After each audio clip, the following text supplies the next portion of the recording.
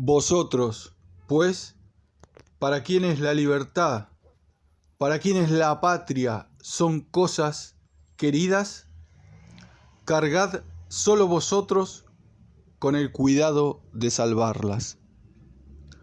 Y puesto que el momento que parece exigir toda vuestra atención es este, cuando se quiere levantar precipitadamente el edificio de la constitución de un gran pueblo, asentadla al menos sobre la base eterna de la verdad. Estableced ante todo esta máxima indudable: el pueblo es bueno y sus delegados son corruptibles. Solo la virtud y la soberanía del pueblo pueden defendernos de los vicios y del despotismo del gobierno.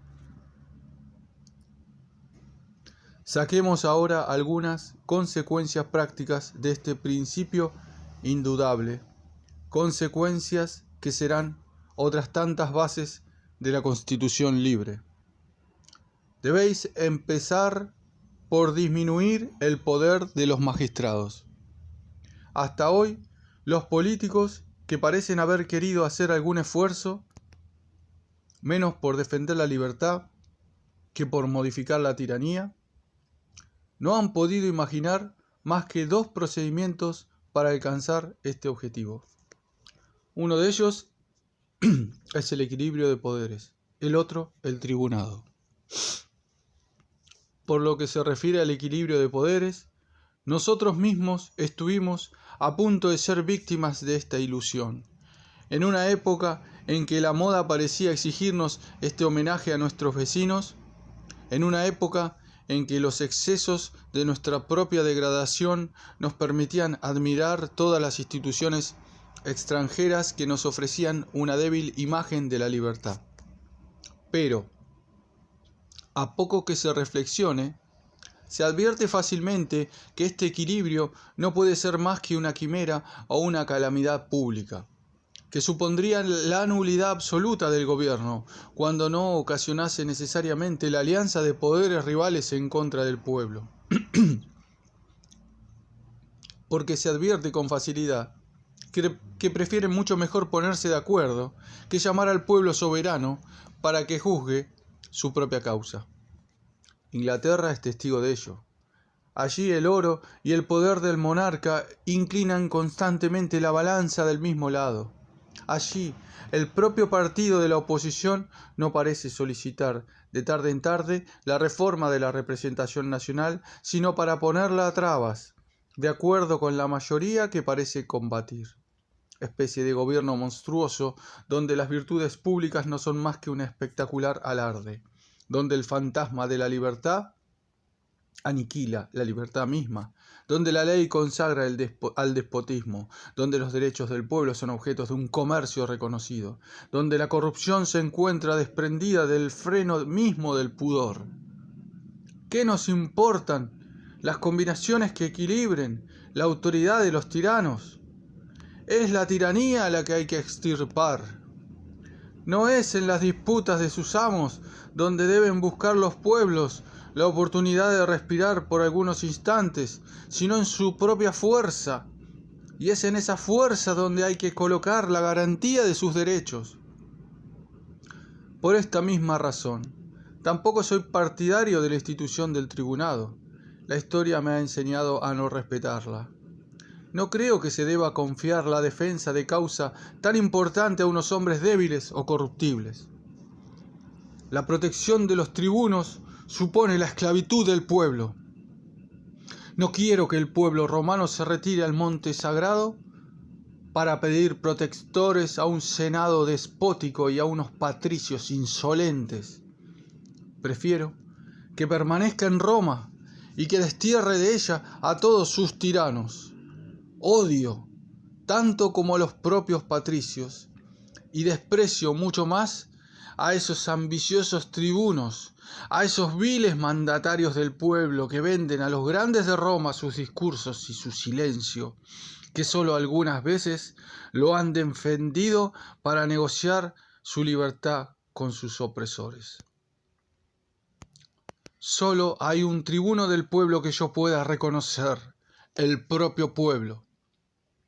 Cada sección de la República Francesa posee atribuciones tribunarias, y creo que sería fácil organizarla de un modo tan alejado de las tempestades de la democracia absoluta como de la pérfida tranquilidad del despotismo representativo. Pero antes de establecer los diques que deben proteger la libertad pública de los desbordamientos del poder de los magistrados, comencemos por reducirle a sus justos límites. Una primera regla para alcanzar este objetivo es que la duración de su poder debe ser corta, aplicando especialmente tal principio a aquellos cuya autoridad es más amplia. Segundo, que nadie pueda ejercer al mismo tiempo varias magistraturas. Tercera, que se divida el poder. Es preferible multiplicar el número de funcionarios públicos a depositar en algunos una autoridad demasiado temible. Cuarta, que legislación y ejecución se encuentren cuidadosamente separadas. Quinta, que se delimiten lo más posible las diversas ramas del poder ejecutivo de acuerdo con la propia naturaleza de los asuntos y que sean confiadas a manos diferentes. Uno de los mayores vicios de la organización actual es el excesivo alcance de cada uno de los departamentos ministeriales, donde están amontonadas diversas ramas de la administración muy distintas por su naturaleza. El Ministerio del Interior, sobre todo, tal como se han obstinado en conservarlo provisionalmente hasta hoy, es un monstruo político que hubiera provisionalmente devorado a la naciente república si la fuerza del espíritu público, animada por el movimiento de la revolución, no lo hubiera defendido hasta hoy, tanto contra los vicios de la institución como contra los de los individuos. Además, nunca podréis impedir que los depositarios del poder ejecutivo sean magistrados muy poderosos. Despojadles, pues, de toda autoridad y de toda influencia ajena a sus funciones. No permitáis que asistan y voten en las asambleas del pueblo mientras dure su gestión. Aplicad la misma norma a los funcionarios públicos en general. Apartad de sus manos el tesoro público. Confiadle a depositarios y supervisores que no tengan que ejercer ninguna otra especie de autoridad. Dejad en los departamentos y a disposición del pueblo aquella parte de los tributos públicos que no sea necesario depositar en la tesorería general y que los gastos se paguen en las propias localidades en la medida de lo posible. Debéis guardaros mucho de remitir a aquellos que gobiernan sumas extraordinarias bajo cualquier pretexto que sea, sobre todo bajo el pretexto de formar la opinión. Toda clase de presión o manipulación sobre el espíritu cívico es perniciosa. Recientemente hemos tenido una cruel experiencia de ello, y el primer ensayo de todo este extraño procedimiento no debe inspirarnos mucha confianza en sus inventores. Nunca olvidéis que corresponde a la opinión pública juzgar a los hombres que gobiernan, y no a estos dominar y crear la opinión pública. Pero existe un procedimiento general y no menos saludable para disminuir el poder de los gobernantes en beneficio de la libertad y de la felicidad de los pueblos.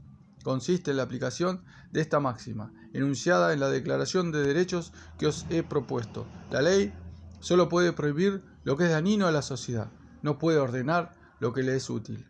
Evitad la antigua manía de los gobernantes de querer gobernar demasiado. Dejad a los individuos, dejad a las familias el derecho de hacer aquello que no perjudique a los demás. Dejad a las comunas la facultad de normalizar por sí mismas sus propios asuntos, en todo aquello que no concierna muy especialmente a la administración general de la República. En una palabra, devolved a la libertad individual cuanto no pertenezca de un modo natural a la autoridad pública, y habréis conseguido dar menos oportunidades a la ambición y a la arbitrariedad. Sobre todo, respetad la libertad del pueblo soberano en las asambleas primarias. Por ejemplo, al suprimir ese código descomunal que entorpece y que anula el derecho de votar con el pretexto de regularle, despojaréis de armas infinitamente peligrosas a la intriga y al despotismo de los directorios y de los legisladores. Del mismo modo que, al simplificar el Código Civil, al aniquilar el feudalismo, los tributos y todo el gótico edificio del derecho canónico, se reduce singularmente el imperio del despotismo judicial. Mas por muy útiles que sean todas estas precauciones, todavía no haréis nada si no previnieseis el segundo tipo de abuso a que me he referido, es decir, la independencia del gobierno. La Constitución debe procurar, sobre todo, someter a los funcionarios públicos a una formidable responsabilidad, haciéndoles depender realmente no de los individuos, sino del pueblo soberano. Aquel que es independiente de los hombres se hace muy pronto independiente de sus deberes, y la impunidad es la madre y la salvaguardia del crimen, del mismo modo que el pueblo se ha visto esclavizado desde el momento que se le ha temido. Existen dos clases de responsabilidades, una a la que se puede llamar moral y otra física. La primera reside principalmente en la publicidad, mas ¿es suficiente que la Constitución asegurase la publicidad de las actuaciones o de las deliberaciones del gobierno? No, es preciso aún darle todo el alcance posible. La nación entera tiene derecho a conocer la conducta de sus mandatarios. Sería preciso, si fuera posible, que la asamblea de los mandatarios deliberase en presencia de todos los franceses. La sede de las sesiones del cuerpo legislativo debería ser un edificio fastuoso y majestuoso con capacidad para 12.000 espectadores. Ni la corrupción, ni la intriga, ni la perfidia tendrían el valor de manifestarse a los ojos de tan elevado número de testigos. Solo se consultaría la voluntad general, solo se escucharía la voz de la razón y del interés público, pero garantiza una publicidad proporcionada a la inmensidad de la nación, la posibilidad de reunir algunos cientos de espectadores encajonados en un local estrecho e incómodo. Sobre todo, cuando una multitud de mercenarios amedrentan al cuerpo legislativo, interceptando o alterando la verdad por medio de relatos inexactos que difunden por toda la República, ¿qué ocurriría, pues, si los propios mandatarios despreciasen a esa pequeña parte de público que les observa, si pretendieran hacer mirar como a dos especies de hombres diferentes a los habitantes de la región donde residen y a aquellos otros alejados de ellos, si denunciasen constantemente a los testigos de sus acciones ante aquellos que leen sus panfletos para convertir la publicidad no solo en inútil, sino en funesta para la libertad? Los hombres superficiales no adivinarán jamás la influencia que el local que albergó al cuerpo legislativo tuvo sobre la revolución, y los bribones nunca lo reconocerán. Pero los amigos esclarecidos del bien público fueron testigos, no sin indignación, de que, después de haber atraído hacia sí las miradas de la opinión pública con objeto de resistir a la corte, la primera legislatura las evitó todo cuanto pudo, cuando quiso aliarse con la corte en contra del pueblo, de que después de haberse en cierto modo escondido en el arzobispado a donde llevó la ley marcial, se rodeó de bayonetas para ordenar la masacre de los mejores ciudadanos en el campo de Marte, salvar al perjuro Luis y minar los fundamentos de la libertad. Sus sucesores se han cuidado mucho de salir de allí. Los reyes o los magistrados del antiguo régimen hicieron edificar en pocos días una magnífica sala de ópera, y para vergüenza de la razón humana han transcurrido 4 años antes de que se haya dispuesto una nueva morada para la representación nacional. ¿Qué digo? ¿Es acaso más favorable para la publicidad y más digna para la nación esta en la que acaba de entrar? No.